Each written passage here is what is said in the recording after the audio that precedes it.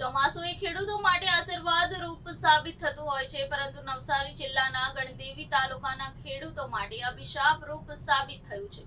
વરસાદ સમયે ફૂંકાયેલા ચક્રવાતને કારણે 1000 થી વધુ આંબા અને ચીકુના ઝાડો ધરાશયી થયાની સ્થિતિ નિર્માણ થઈ છે, જેને લઈને ખેડૂતોએ મોટું નુકસાન સહન કરવું પડે તેવી સ્થિતિનું નિર્માણ થયું છે।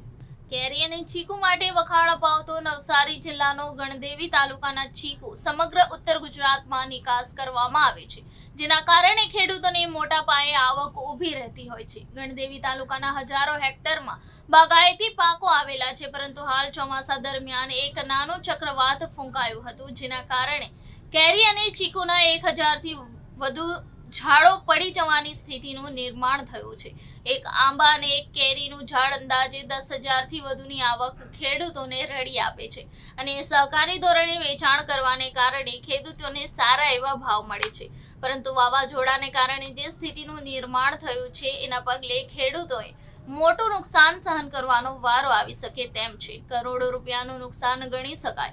નુકસાનની ભરપાઈ તંત્ર કરી આપે તેવી માંગ ખેડૂતો કરી રહ્યા છે। શું નામ તમારું? મુકેશભાઈ સુમંતરાય દેસાઈ। શું થયું હતું અને કેટલું નુકસાન થયું? આ વાવાઝોડું આવ્યું તેમાં મારા 100 ઝાડમાંથી લગભગ 60 થી 65 ઝાડ દુરસ્ત થઈ ગયા, અને મારી જે આવક હતી તે લગભગ 100માંથી 80% જેવી જતી રહી। એટલે મને લગભગ આર્થિક 6 થી 7 લાખ રૂપિયાનો ફટકો પડ્યો વર્ષે। શું માંગ છે સરકાર સરકાર પાસે? શું માંગ છે?